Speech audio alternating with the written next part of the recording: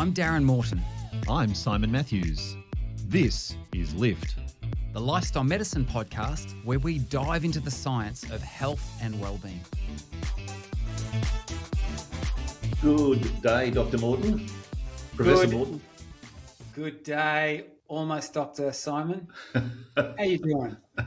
I'm doing well, thank you. I'm doing very well. We have been chatting, and I don't say that with any jest, because we have been talking offline, and we don't want to preempt anything, but it's getting pretty close, isn't it? A submission of a certain PhD. It is getting pretty close. It is getting pretty close. It feels it's starting to feel imminent right now. Yeah. I'm hoping that in the not too distant future, I'll be able to stop having to say, I'm not a doctor, which I've spent the last at least 15 years of my life saying in lifestyle medicine contexts. So, And I remember, anyhow, there we go. I remember leading up to my PhD, and I remember thinking, wow, imagine being called doctor, and it was exciting for about 2 days, a red hot minute. And then I forgot all about it. And then you've got that interesting thing to decide when you book your flights. Do you put doctor in front of your name? Doctor. At the risk of being called up in the case of emergency. Yeah. Or when you apply for a new Platinum American Express card, you call yourself doctor. Yeah. Yes. Yeah. So it does give rise, of course, to a new life goal, because of what I'm now discovering, of course, having worked in lifestyle medicine for some time, is that you and I both have a number of professional colleagues, who were first physicians and then also undertook research PhDs. So they are, in fact, double doctors. Yeah, they are the real doctors, and I'll let you decide which one qualifies as a real doctor. Well, I'm starting to get FOMO already. I haven't yet got my first one, but I feel like maybe I should go back to school and study to become a physician so I can be a doctor. I'm sure that there's some medication you can take to cure that urge. Well, so I want to tell you about an experience I had recently, which started out, as a lot of these things do, simply as a reflection and an observation, and then it turned into a sort of deeper curiosity about some things that we often talk about, and things that I think are central to lifestyle medicine. So we've talked before about I'm not someone who has any great capacity at running, but I do enjoy running, and I enjoy particularly running in community events, community runs. So things like I used to enjoy parkrun. Sadly, there is no parkrun in Spain at the moment, but I used to enjoy parkrun, and I also enjoy. I've run the City to Surf in Sydney. Where I used to live, north of Sydney, I ran the Bay to Bay several times, which is a 12K race. You've probably done that one yourself. And here in Madrid, on New Year's Eve each year that I've been here, I've run the famous San Vallecano run, which is a 60-year-old 10K race on New Year's Eve. And there's various other 10K and other road races in Madrid, which are dotted through the year. They've actually pretty much wrapped up for the year now, because we're heading into summer, so it's just too hot to do that sort of thing. But and they'll start again in about September. But just recently, I ran a 10K in Madrid. And I've got to say, one of the things I really like about running those sorts of community races in Madrid, I don't know whether you know this, but Madrid itself the city of Madrid is on a kind of a central plateau in Spain. So if you look at if you were to take a plan view of the country of Spain, you would see that it starts obviously at sea level on the east and western, north and south coasts. There's a land bridge to southern France, of course, but on those coastal areas it starts at sea level, and then as you move towards the centre of the country, it rises up to a plateau that's about 600 to 700 metres, or a couple thousand feet. Madrid sits on that plateau, and I think actually that the technical, I don't know, like geological name is something like Badlands. I think that's literally what it's. I think it's known as Badlands. Anyhow, Madrid sits here, and Madrid itself, is a slightly hilly city. It's not entirely flat, so you're already elevated, and there's even changes in elevation within that. The more southern part of the city, or the more southern part of the sort of central part of the city, which is where I live, tends to drop down just a little bit in altitude, whereas slightly north of the centre tends to rise a bit in altitude. And all the road races start just slightly north of the centre, and they end just slightly south of the centre. So what that means is, I like it too, because across across the 10K race, you're pretty much always running downhill. There's a few little parts where you go uphill a little bit, but essentially you're running just slightly downhill the whole way. And the change in elevation, across 10Ks is only, it's probably only maybe 250 feet. It's certainly not going to be more than 100 metres change in elevation, but it makes a difference. And it feels like it makes a difference as you're running. So sometimes when I'm running these races, I sort of experience a moment of thankfulness that they don't run them in the other direction, starting which would feel horrendously difficult. So I really enjoy these races, and I did one just recently at the end of May. It was a 10K race. So I'm going to say here, my wife did this race as well, and for reasons not related to what I'm going to share with you, she's the true hero of this story, because about a week before this, she started feeling, very tired, a little bit unwell.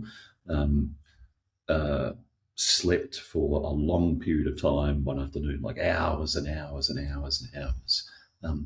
Woke up the next morning and noticed this rash, and fairly quickly realised that she had shingles. And for those listeners who may not know, shingles is like chicken pox for big people. So kids tend to get chicken pox. There is a chicken pox vaccine now, I think, which when you and I were kids didn't exist. So you probably had chicken pox as a kid. I'm pretty sure I had chicken pox as a kid. So that means, of course, that you are also vulnerable to shingles. You what? I've had shingles. Yeah. Oh, you've had it already. Yeah. Wow. So you must be old even though you're young, because you've already had it. Yeah. Wow. Okay.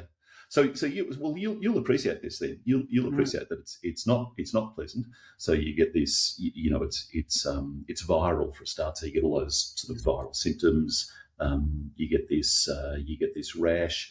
You get intense nerve pain associated with it wherever the site of the rash is, which is typically arm and chest and back and so on. Really intense nerve pain. And because it's viral, essentially there is now a preventative vaccine that you can take, but essentially there's no treatment other than managing the symptoms and letting it pass.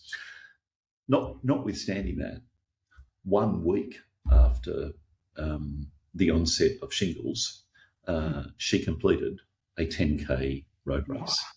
Mm. In the midst of still managing this, which is, it's testament to lots of things, I guess, determination and a bit of grit and so on, but also testament, I think, to the principles of lifestyle medicine, which meant that her experience of it, while painful and uncomfortable, really was on the shorter end of the experience. That even, a month or 5 weeks later, she still has some residual symptoms, and you probably experience this as well. You get, long-lasting kind of residual itchiness and discomfort, and sometimes it can go on for months and months and months. That's correct. Yeah. So fortunately, she appears to be having one of the briefer experiences of it. But notwithstanding all of that, she did get out 1 week after diagnosis, in the midst of experiencing this, and ran a 10K race. So that was that's a notable event in and of itself. But here's the thing that I just happened to, the reflection I took away at the end of the race. This was one of the first races where I didn't wear earbuds. I often listen to music when I'm running or a podcast or something, because I do get all this kind of mental chatter about, are you starting to feel tired yet? Are you sure you can do this, etc., etc. So I just tend to block it with music or something like that. For whatever reason, this time it wasn't a conscious decision, but I just didn't take those with me. Didn't run with them. And as a consequence, I was much more attuned to the immediate sounds around me. And one of those sounds that was consistent all the way through was the sounds of non-runners standing on the side of the road, cheering and encouraging people. And some of them were encouraging. Some of them had particular signs. Go Pedro, or Louisa. etc. So some of them were encouraging particular friends or family members, and every so often you'd see little kids jump up and down and get excited as their parent came past. But there were a large number of people who were simply there, being encouraging of everyone, cheering everyone. Didn't matter who you were. And every time, I became aware of that. Every time, you'd hear someone, clapping or whistling or cheering. Two things happened. First of all, I often had a moment of connectedness to that person, because often, you get attracted by a sound like that. You look up, and sometimes you even make eye contact with that person as you're running past, and that eye contact turns into a shared smile or something like that. So you have this kind of micro moment of social connection with a complete stranger, someone that you probably never get to see again in the rest of your life. And what I observed was, cumulatively, across a 10K race, which got increasingly hot through the morning. So by the time, I think the temperature when we started was 21. By the time we finished, it was about 28 degrees. It's a reasonably warm temperature to be running in. So the temperature rose quickly that particular day. What I noticed by the end was I felt pretty sort of, I felt energized. I wouldn't necessarily say I was ready to get out and run another 10K, although I did see some people, obviously the elite runners, who had finished the race and then were running back in the opposite direction. They couldn't be bothered with the clothing drop at the end. Yeah. That's about, as you're describing this, a couple of things that come to mind I'd like to share. Number one, I do know something about the effect of encouragement on performance, because when I was a master's student way back, I had a friend who was actually doing a research project that I didn't know the details of. It was a little bit secret, but I was invited to be a participant for his study.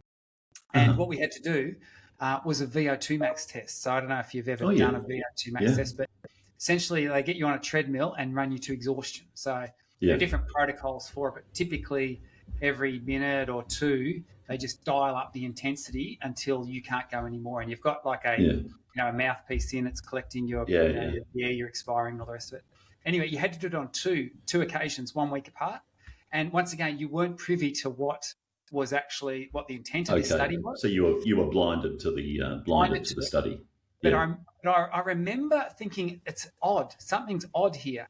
And it didn't click what was odd about it. But the first time I went in there and I had some people, there was a group of other people they brought in whilst they're doing the test. And so the lead researcher is sitting there with a clipboard, ticking off things. And there I am just concentrating on trying to keep up as the speed dialed up. But then they had about 3 or 4 other people there. And the whole time they're like, "Go, Darren, you can do it." And particularly if it started to get hard, they're like, "Go, go, go." You're like, and then you go till exhaustion and then you finish. And then came back the next week and same scenario, exact same format. And they still had some people standing there, but they didn't say a word. It was just like, they were just like staring at you. It's just staring at me. And the guy with the clipboard was like, "Okay, about to dial the intensity up again."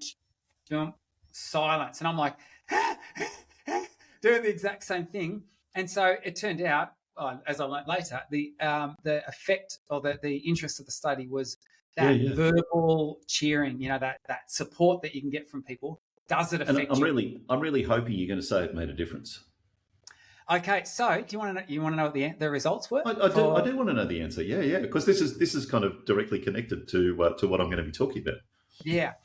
So for me, made no difference. And Really? they found for some subjects it didn't make any difference, and for others it made a big difference. So this is good to know. So I'm not going to waste my time encouraging you anymore now. That's right. That's it. No free ride. They just look, to be honest. And when I reflect on that, they were the results. But what I also know, there's probably an intersection with personality, right? I think there's an intersection. Some people confronted with that task are just determined that they are going to prove something to themselves, and that's right. Because you're Mr. I don't bolt my wings on till I'm already in the air when you go flying.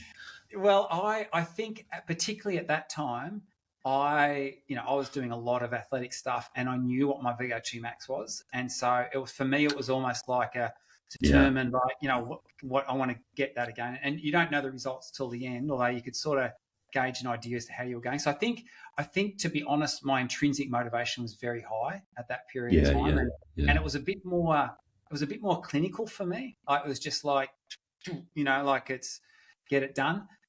I think probably now it would be maybe a bit different because I tell you, I'm a big believer that we all need a cheer squad. Lift is supported by the Lift Project, an educational adventure where you learn science-based ways to lift your mood and your life. The Lift Project is lifting lives around the globe, in healthcare settings, workplaces, schools, universities and communities. To find out more, visit theliftproject.global.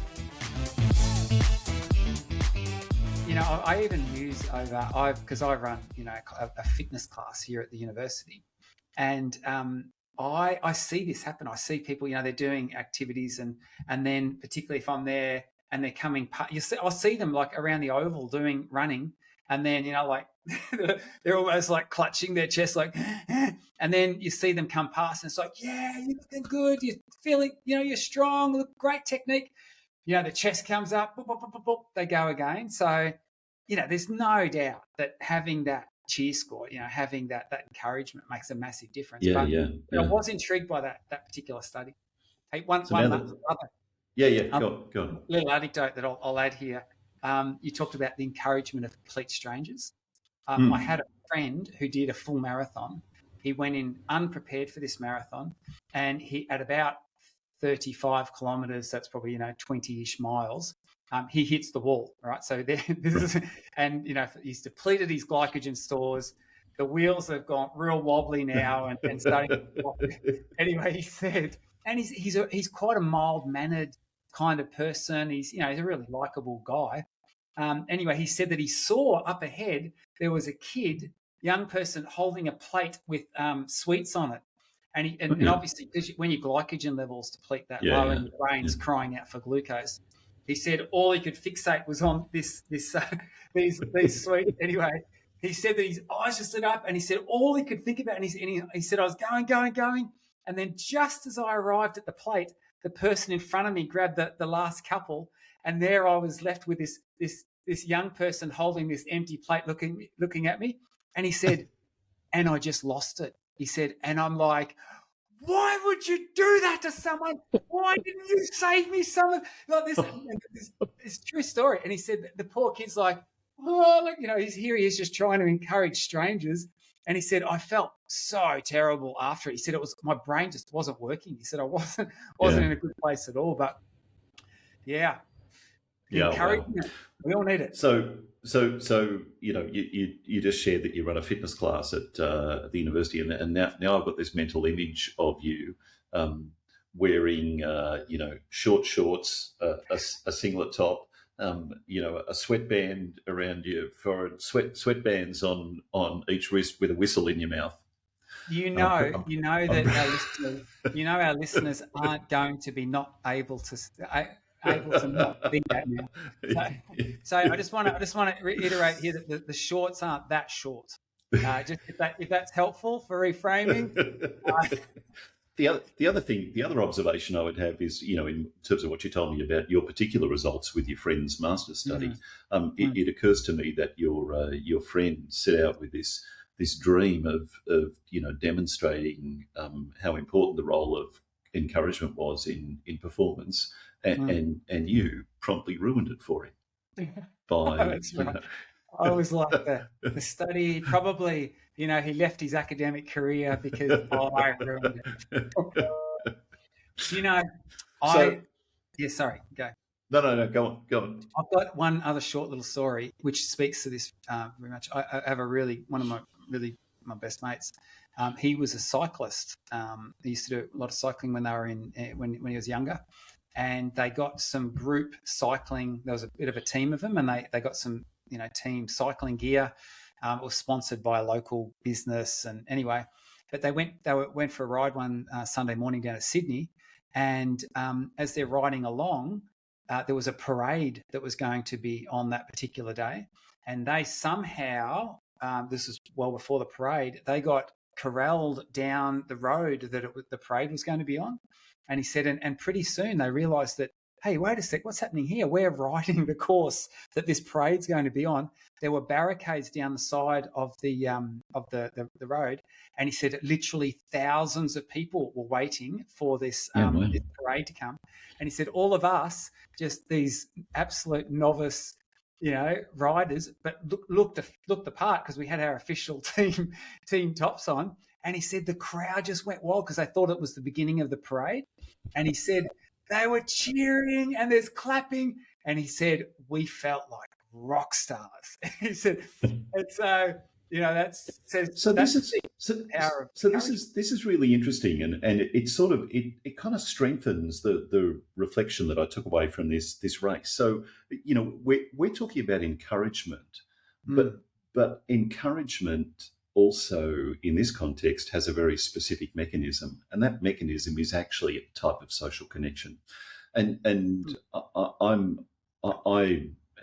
am of the view that if you were to simply have signs along the side of the road saying, go for it, you're doing great, not far to go, that doesn't have the same effect as a human being actually standing there.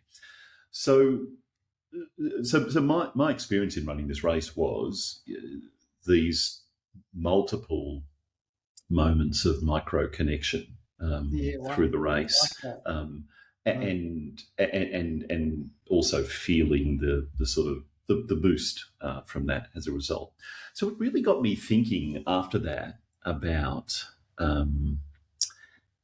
it got me thinking about particular combinations in lifestyle medicine. Now, one of the things I really love about lifestyle medicine and the idea of the pillars or slices of the pie, or whatever way you want to think about them, is that they work together.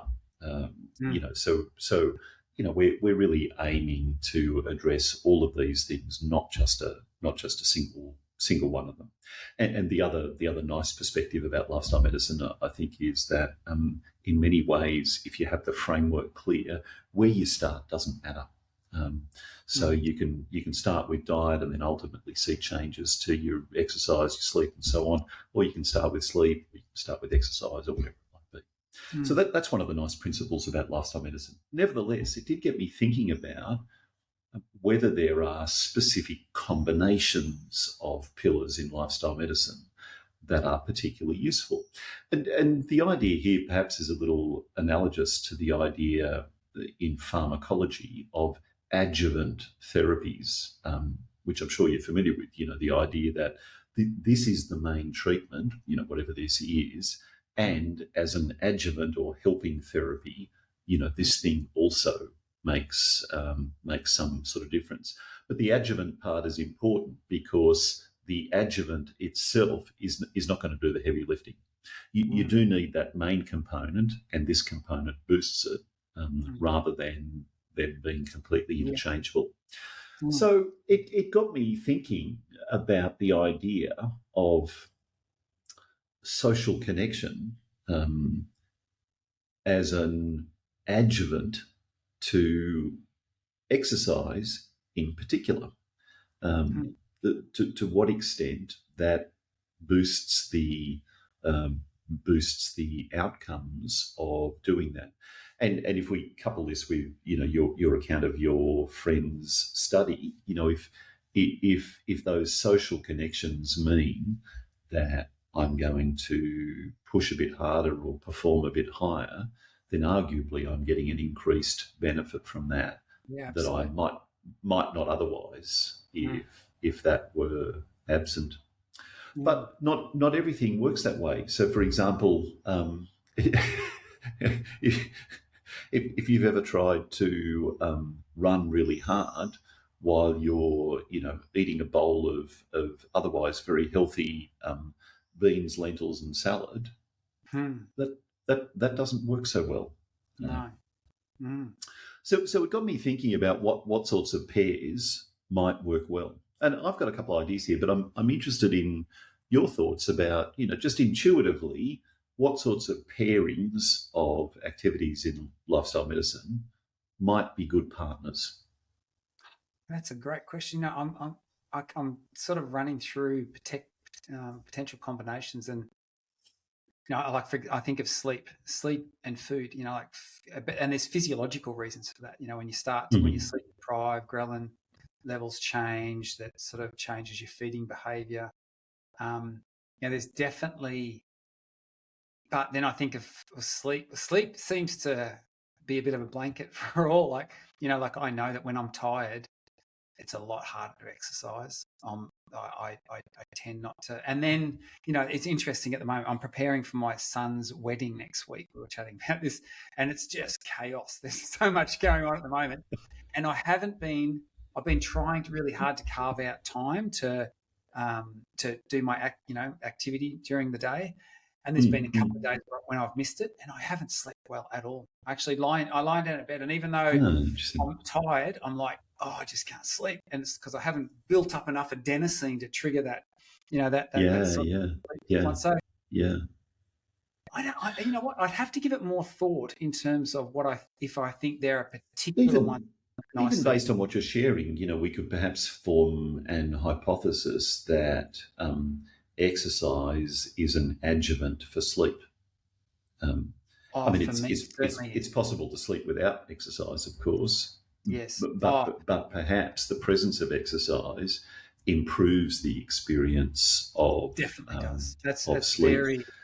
It's very and even perhaps even light exercise. So again, this is an N of one and essentially meaningless at a population level. But the last few days, as you would know, I've had this PhD supervisor, on my back for 2.5 years now about getting this piece of work done. The last 3 days, I essentially spent editing a major draft of my dissertation, which meant, long periods of time sitting exactly where I am right now, looking at a computer screen. And, I broke it up by getting up and, moving around. But essentially I was spending pretty much all of the day here.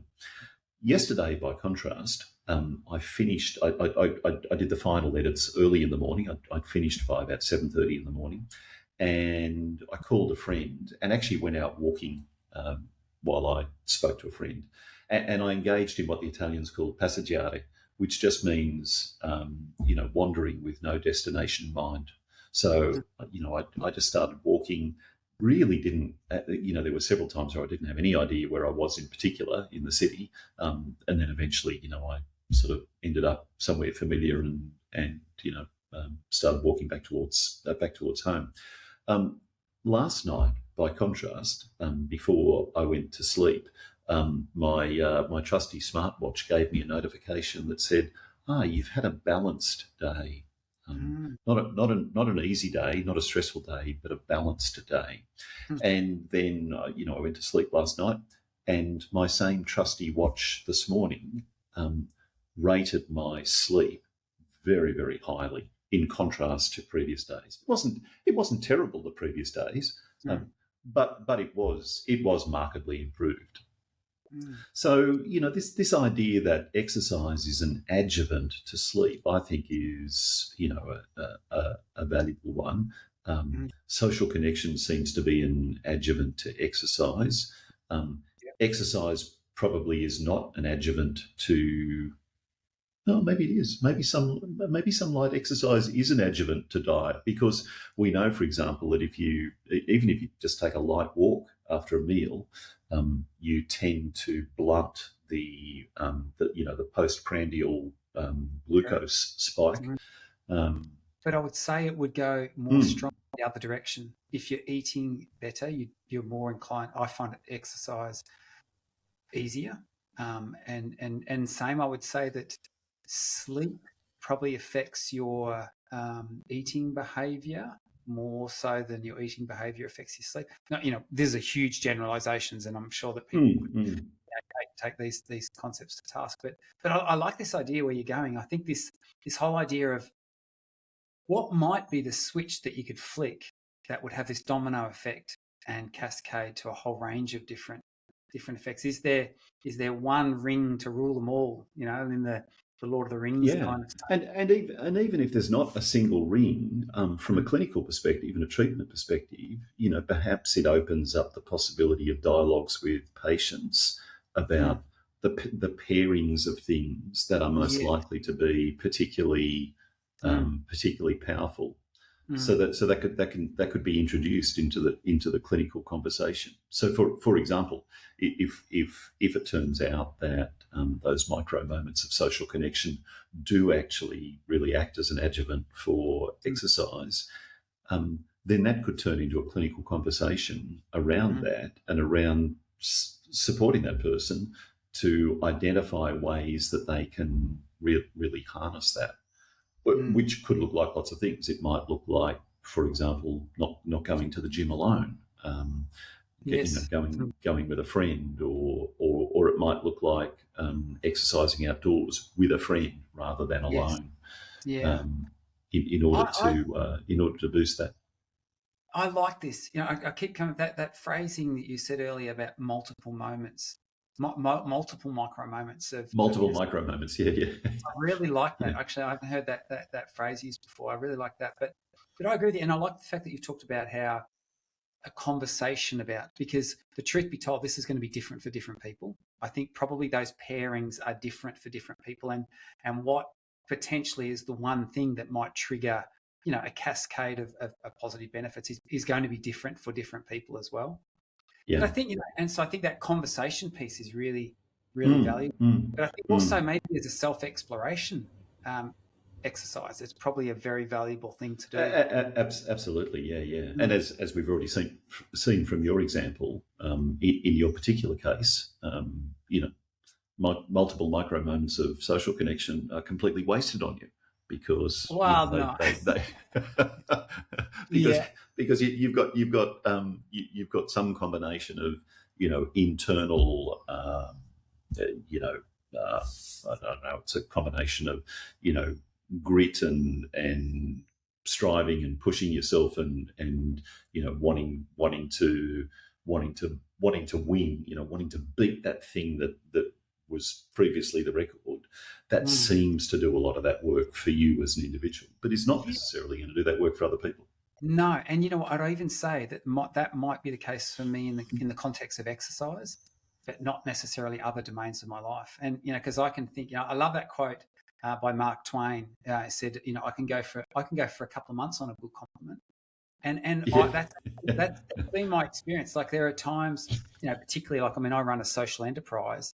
And it's a challenging space, and I've had times where people have just given me a couple of words of encouragement, and it's amazing. I'm actually often staggered by how just a little encouragement can make a massive impact on people's whole demeanor and their motivation levels and the way that they approach life. I